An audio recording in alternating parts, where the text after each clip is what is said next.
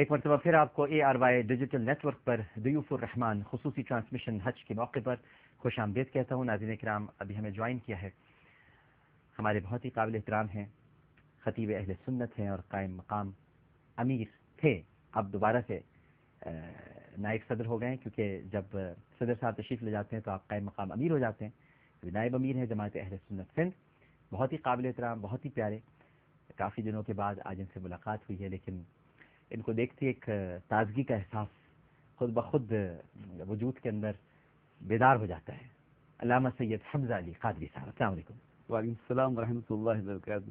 حضرت سب سے پہلے تو حرمین شریفین کی یاد کے ساتھ جی، حرمین شریفین سے جو لوگوں نے آپ کے لیے سلام بھیجا ہے وہ امانت آپ تک پہنچانا چاہتا ہوں. اور اتنی روحانی خوشی ہوتی ہے کہ ہر حاجی اور ہر عمرہ کرنے والا جب ملتا ہے تو آپ کے لیے اور آپ کی ٹیم کے لیے الحمدللہ دعا گو ہے. اللہ تعالیٰ آپ کی خدمات کو بھی فرمائے. بہت شکریہ، بڑی مہربانی.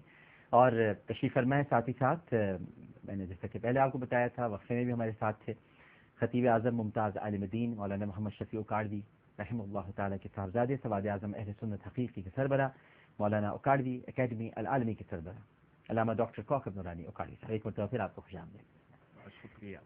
ناظرین کرام، آپ کے سوالات کا سلسلہ جاری ہے اور ایک دو کالز تو پروگرام میں شامل کرتے ہیں، لیکن ایک سوال بڑا دلچسپ آیا ہوا ہے اور علامہ صاحب کی موجودگی کا فائدہ اٹھاتے ہوئے ان سے سوال بھی کروں گا اور لوگوں نے پوچھا ہے. لیکن پہلے میں کالز کی طرف بڑھتا ہوں. السلام علیکم. السلام علیکم سر. وعلیکم السلام جی، کون صاحب بات کر رہے ہیں؟ ڈاکٹر صاحب کیسے ہیں آپ؟ خیریت سے ہیں؟ الحمدللہ، آپ ٹھیک ہیں؟ میں بہاولپور سے سہیل خاکمانی بات کر رہا ہوں. جناب فرمائیے. ڈاکٹر صاحب میرا ایک سوال تھا کہ ایک تو حج کی جو بیسک ارکان ہیں، فرائض ہیں، وہ تھوڑا سا بتائیں گے. اور دوسرا یہ ہے کہ جس وقت حج اکبر آتا ہے جمعہ کے دن جی اور 2 خطبے دیے جاتے ہیں، جی تو یہ کہا جاتا ہے کہ جی یہ جو دوسرا پہلا خطبہ اور حج کا اور پھر دوسرا خطبہ جمعے کا، تو اس میں یہ کہا جاتا ہے کہ یہ بات جو ہے نا حکومت پر عائد آ جاتی ہے، جو حکومت گر جاتی ہے، یہ ہو جاتا ہے، وہ ہو جاتا ہے. تھوڑا سا اس کے اوپر تھوڑی تشریح کر دیجیے گا کہ ایسا یہ ہے کہ نہیں ہے اسلامی نقطۂ اچھا، نگاہ. خطبوں کے بارے میں بھی تھوڑا سا آپ کلیئر کر دیں گے، ویسے بتا دیں گے خطبوں کے بارے میں بھی آپ کو کلیئر کرا دیتے ہیں ابھی. اور دوسرا آپ کا جو سوال ہے اس کو بھی شامل کر لیتے ہیں، حکومت گر جاتی ہے کہ نہیں گرتی، یہ بھی بالکل شامل کر لیتے ہیں. بالکل ٹھیک ہے، بالکل ٹھیک ہے. ایک اور کالر موجود ہے ہمارے ساتھ. السلام علیکم. السلام علیکم. وعلیکم السلام. جی فرمائیے. جی عامر بھائی، تو میرا سوال ہے کہ مطلب جب حاجی آتے ہیں بندرگاہ پہ، جی جی ٹھیک ہے، انہیں لوگ ملتے ہیں اور ان سے گلے ملتے ہیں اور پھول ان پہ نشاور کرتے ہیں اور ان کے لیے مطلب ضروری ہو جاتا ہے کہ وہ آ کے ہم لوگوں کا کھانا کریں اور اس طرح کریں. بہت سے لوگ ان پہ آبجیکشن کرتے ہیں کہ بھائی حج کر کے آئے ہیں اور ہمیں کھانا نہیں کھلایا اور ایسے نہیں کیا. تو یہ شرعی لحاظ سے یعنی اس کا کیا حکم ہے؟ وہ خود کہتے ہیں جو حج کر کے آئے کہ ہمیں کھانا نہیں کھلایا. لوگ خود کہتے ہیں. اور نہیں، جو حج کر کے آتے ہیں وہ کہتے ہیں. نہیں حاجی صاحب نہیں کہتے. حاجی لوگ تو آتے ہیں حج کر کے، لیکن جو لوگ ملنے جاتے ہیں نا وہ بعد میں اپنے ہی گھروں میں جا کے کہ دیکھو بھائی حج کر کے آیا، اب اس پہ فرض تھا کہ ہم لوگوں کو کھانا کھلاتا پیٹ بھر کے، لیکن اسے نہیں کھلایا. یہ بہت سے لوگ آبجیکشن کرتے ہیں. دوسرا مجھے یہ ہے کہ مطلب میری یہ پرسنل سوال ہے کہ ہم میاں بیوی ایک دوسرے سے بہت پیار کرتے ہیں، اس کے باوجود ہم لوگوں کے بہت کلیش رہتے ہیں. ہر دوسرے تیسرے دن بغیر کسی وجہ کے مطلب اتنا جھگڑا ہو جاتا ہے، ہمیں سمجھ نہیں آتی. تو پلیز اس کے لیے مفتی صاحب سے ضرور کچھ پوچھ کے بتائیے گا، کیونکہ آپ کا وہ رمضان المبارک میں بھی پروگرام تھا، بہت اچھا، میں دیکھتی رہی، تب بھی کال کرتی رہی، کال نہیں ہوئی تھی. جی ضرور پوچھتے ہیں، بالکل پوچھتے ہیں. بالکل ٹھیک ہے، سوالات آگے ہیں، لیکن ایک سوال علامہ صاحب آپ سے آغاز کرتے ہیں. یہ جو جانوروں کے نام رکھ دیے گئے ہیں، گجنی، چلبل پانڈے، باڈی گارڈ، یہ جانوروں کے نام ہیں اور آپ کو پتہ ہے سارے اداکاروں پر اور ان پر. اب یہ تو قربانی کے جانور ہیں اور باقاعدہ بڑے ٹیلی ویژن پر ان کے دکھائے جاتے ہیں کہ گجنی آ گیا ہے مارکیٹ میں 8 لاکھ اس کی مالیت، اس کی قیمت ہے، گائے کی، بیل کی ہے، جو بھی ہے، اور چلبل پانڈے کی قیمت 10 لاکھ ہے. تو یہ جو ہم کر رہے ہیں یہ اچھا کر رہے ہیں؟ مجھے اجازت دی ہے وہ تو آپ کا کمال اور ان کا جمال ہم نشی کا اثر کرے مجھ پہ. تو حقیقت یہ ہے کہ قربانی کے جانور ہیں ان سے محبت کرنی چاہیے. جانوروں کے نام رکھنا بھی حضور کی سنت ہے. سرکار کی سواریوں کے نام خطبہ دیا وہاں پہ. اور یہاں تک کہ جو قربانی کے جانوروں سے محبت کرتا ہے، ان کو سجاتا ہے، قربان گاہ تک محبت سے لے جاتا ہے. اطلاقی خصوصی اس آیت کا تو قربانی کے جانوروں ہی کے لیے تھا کہ اللہ تعالیٰ نے فرمایا اعوذ باللہ من الشیطان الرجیم وَمَن يُعَظِّمْ شَعَائِرَ اللَّهِ فَإِنَّهَا مِن تَقْوَى الْقُلُوبِ. جو اللہ کی نشانیوں کی تعظیم کرتا ہے حقیقت میں وہ مجھ سے محبت کرتا ہے، اس کا دل مجھ سے ڈرنے والا ہے۔ آپ کے سوال کے میں دو حصے بناتا ہوں کہ نام رکھنا تو چاہیے، محبت بھی کرنا چاہیے، سجانا بھی چاہیے، لیکن نام اچھے رکھنا چاہیے۔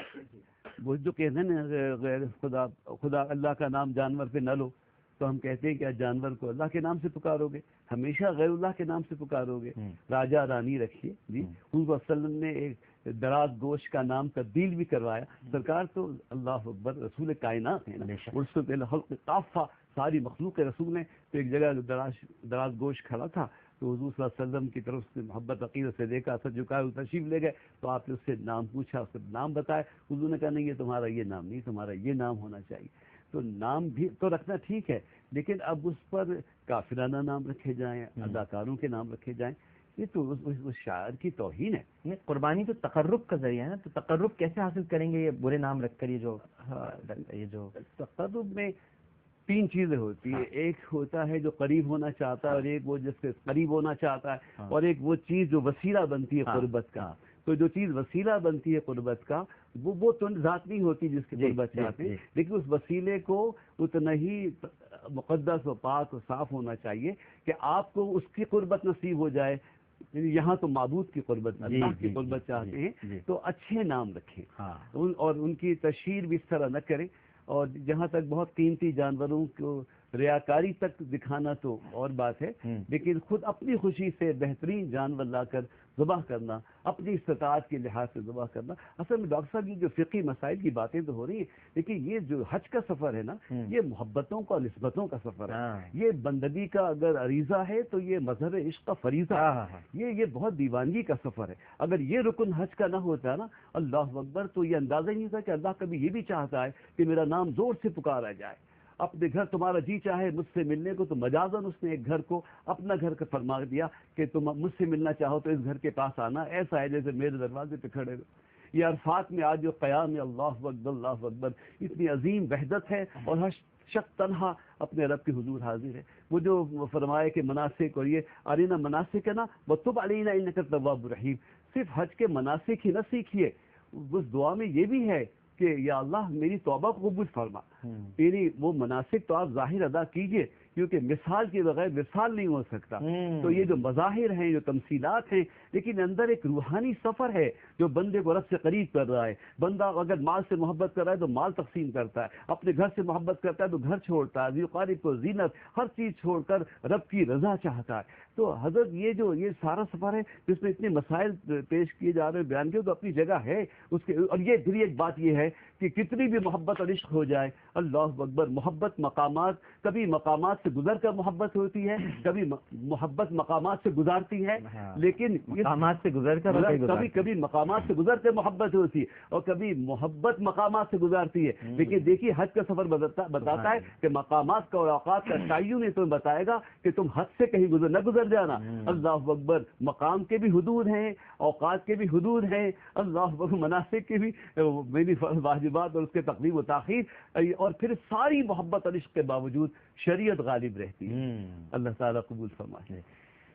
علامہ صاحب، ڈاکٹر صاحب، جیسا کہ شاہ صاحب نے گفتگو کی، قرآن میں واضح ہے وَالْبُدْنَ جَعَلْنَاهَا لَكُم مِّن شَعَائِرِ اللَّهِ، قربانی کے جانوروں کو شعائر اللہ کہا گیا ہے۔